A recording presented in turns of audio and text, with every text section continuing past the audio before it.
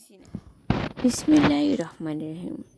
আসসালামু আলাইকুম সুপ্রিয় বন্ধুরা, দি রেইন কুকিং কটেজে সকলকে সাদর অভিনন্দন। আশা করি নিশ্চয়ই সকলে ভালো আছেন। হ্যাঁ, আমিও ভালোই আছি, আলহামদুলিল্লাহ। আল্লাহ খুব খুশি হয় যে খারাপ অবস্থায় থেকেও, বিপদ জানা সত্ত্বেও যখন তার বান্দা তার প্রতি শুকর আদায় করে। যা হোক, আলহামদুলিল্লাহ ভালো আছি। আজকে একটি মসুর ডালের রেসিপি দেখাবো।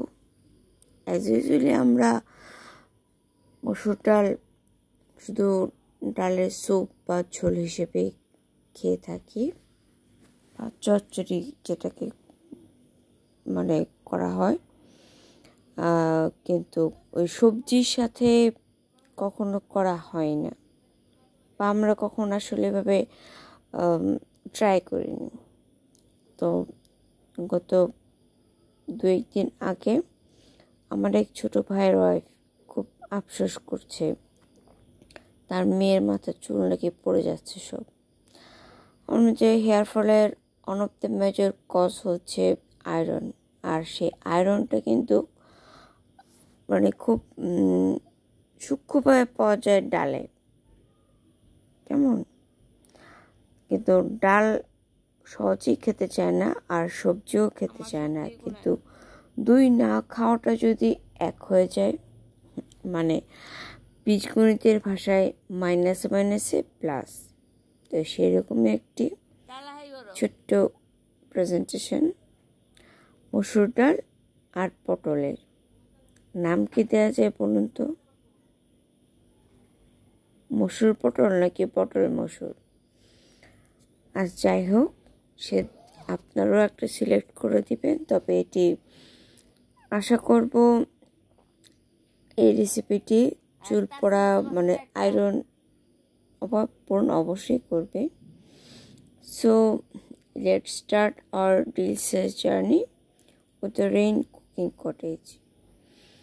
এইখানে আমি নিয়েছি কিছু গোটা গরম মশলা, গোটা জিরে, তেজপাতা, লং, এলাচ, দারচিনি, কারণ এগুলো খাবারের ফ্লেভার বাড়াতে সাহায্য করে, ওই খাবার প্রতি শিশুরা আকৃষ্ট হয়। আর এইখানে নিয়েছি আমি 3খানা পটল। দেখুন, আমি এভাবে খোসা ছাড়িয়ে নিয়েছি।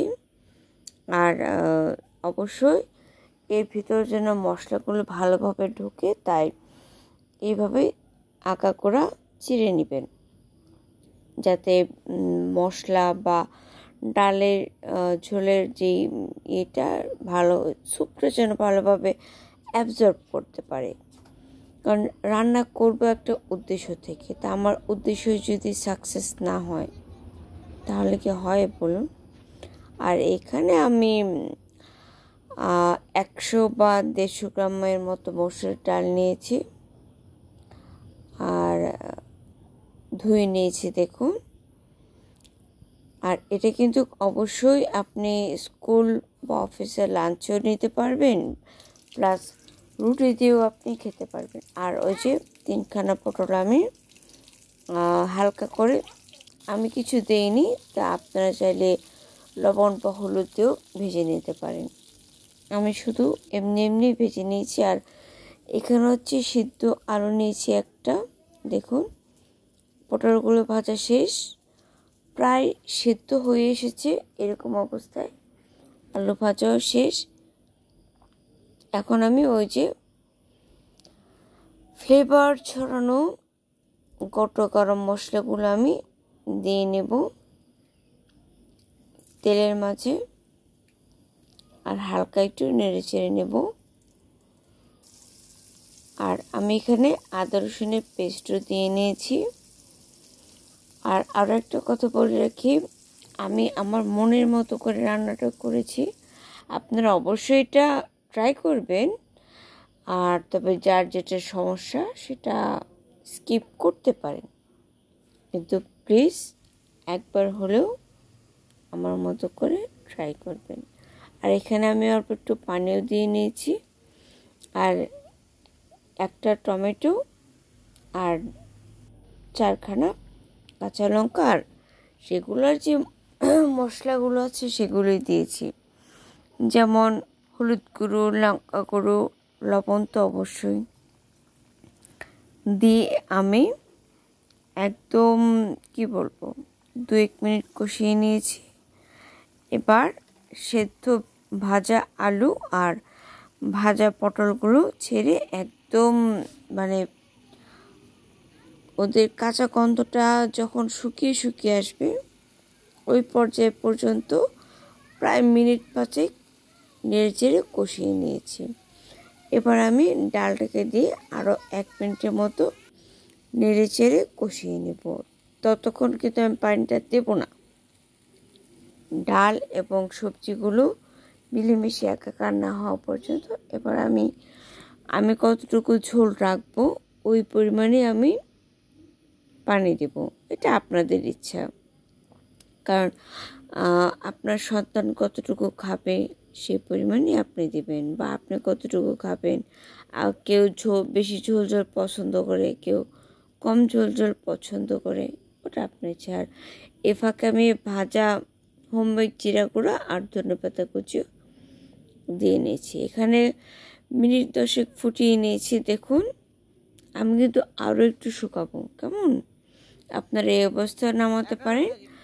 প্রায় সর্বমোট 15 মিনিট কষিয়ে নেওয়ার পর সার্ভ করার জন্য রেডি। এই অবস্থায় নামিয়ে নিয়ে সার্ভ করলাম। আর ওই যে বললাম আমার ছোটো ভাইয়ের ওয়াইফের আবদার রাখতে। আর অবশ্যই আমার চ্যানেলটিকে সাবস্ক্রাইব করবেন, আর লাইক কমেন্ট শেয়ার করবেন, কেমন? আর কে কীরকম রেসিপি দেখতে চান অবশ্যই আমাকে বলবেন। আমি আশা করব আপনাদের মতো করে কিছু দেওয়ার, একটু ইউনিক, একটু ইনোভেটিভ। আমি হাই রিচ কিছু দিতে পারবো বলে মনে হয় না, কারণ আমি ওগুলোতে বিশ্বাসী না। আর ওই যে বললাম যে চুল পড়া বন্ধ করবে এরকম ডাল বা সবজি দিয়ে আপনার সন্তানকে যদি একটু গোটা গরম মশলা সহ খাওয়াতে পারেন, তাহলে হবে কি যে তার খাবারের প্রতি একটা আগ্রহ জন্মাবে। Enjoy yourself, be happy, and stay with piece.